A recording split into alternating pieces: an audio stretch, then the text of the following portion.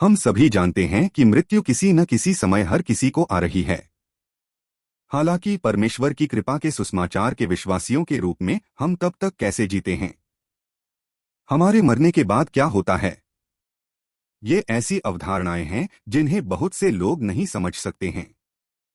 इसके अलावा रोमियो 6:13 हमें ऐसे जीने के लिए कहता है जैसे कि हम मृतकों में से जी उठे हैं। लेकिन हम ऐसा कैसे कर सकते हैं यदि हम नहीं जानते कि मृतकों के बाद का जीवन कैसा होता है? हालांकि हम बाइबल से मृत्यु के बाद के जीवन के बारे में बहुत कुछ सीख सकते हैं। जब हम मर जाते हैं, हमारी मृत्यु के बाद क्या होता है? मरे हुओं में से जीवितों की नाई अपने आप को परमेश्वर के लिए समर्पित कर दो। रोमियो 6:13। एक जीवन और मृत्यु।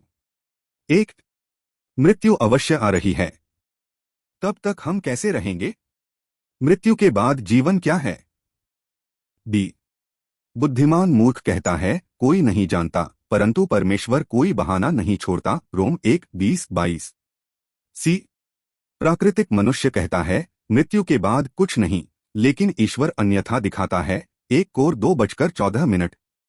डी आम आदमी कहता है कल मरने की क्यों सोचें जब हम आज जी सकते हैं।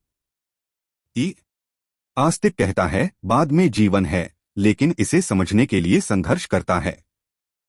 एफ अधिकांश मनुष्य मृत्यु को अंत के रूप में देखता है। जितना हो सके कमाओ, करो, आनंद लो। जी रोम 6:13। यदि हम नहीं जानते कि मरे हुओं में से जीवित जीवन कैसा होता है तो हम ऐसा कैसे कर सकते हैं? दो हम कहाँ जाते हैं? एक जब हम मर जाते हैं तो सुसमाचार प्रचार की पुरानी कहावत कम हो जाती है। क्या आप जानते हैं कि आप कहाँ जा रहे हैं? बी अंतिम संस्कार और लंबे समय तक सड़ने के बाद हमारे शरीर मिट्टी में लौट आते हैं। जनरल 3:19। सी हमारी आत्मा परमेश्वर के पास लौट आती है जिसने उसे दिया। सबो 12:07। लोग कहाँ जाते हैं?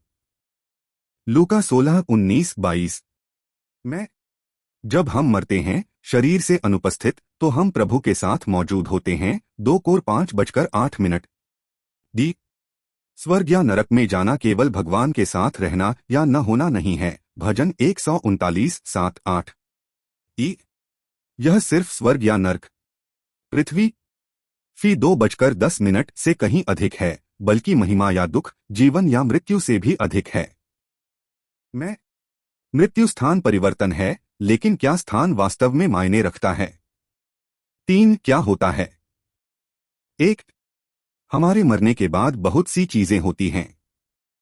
बी कुछ लोगों के मरने के बाद दूसरी मृत्यु होती है। मैट 10:28। प्रकाशित वाक्य 20:6। 20:14। सी प्रत्येक मनुष्य के लिए मसीह के सामने न्याय है। इब्रानियों 9:28। रोम 14:12। 2 कोर 5:10। डी इनाम और धन 1 कोर 3:14। कर्नल 2:18। 3:24। इफ 1:18। इफ 2:07। 3:16। फी 4:19। ई महिमा अब आशा नहीं रही। इफ 1:18। कर्नल 1:27। 3:4। रोम 5:2। 8:18। 8:30। इफ परमेश्वर स्वर्ग और पृथ्वी का नवीनीकरण करता है। प्रकाशित वाक्य 11:15। 19:5-6-21-1-5। हम कैसे जिएंगे? एक हम जानते हैं कि हम अब कैसे रहते हैं। सेवानिवृत्ति की आशा में, अगले सीजन, अगली कड़ी, भोजन, यात्रा, मनोरंजन, समाचार चक्र, चुनाव, ये सभी शाश्वत महिमा के बिना समाप्त हो जाते हैं। बी यदि आप परमेश्वर की इच्छा पूरी होने की आशा कर रहे हो तो क्या होगा? आए दिन की खबरें थीं। परमेश्वर प्रत्येक व्यक्ति में क्या कर रहा था? प्रशंसा उसके वचन के कार्य करने की सफलता के लिए थी। प्रत्येक दिन ईश्वर के धन और महिमा के प्रति कृतज्ञता की भावनाएं उत्पन्न होती हैं। सी क्या होगा यदि ध्यान भटकाने के बजाय हम जीवन को पूरी तरह से उद्देश्य के साथ संपूर्ण रूप से जी सकें? डी हम अनंत महिमा की वस्तुओं, बिना अंत के, में व्यस्त रहेंगे। 2 कोर 4:18। 5 जब हम मरेंगे। एक मसीह का शुभ समाचार स्थान परिवर्तन या यहां तक कि निर्णय के साथ भी समाप्त नहीं होता है। डी।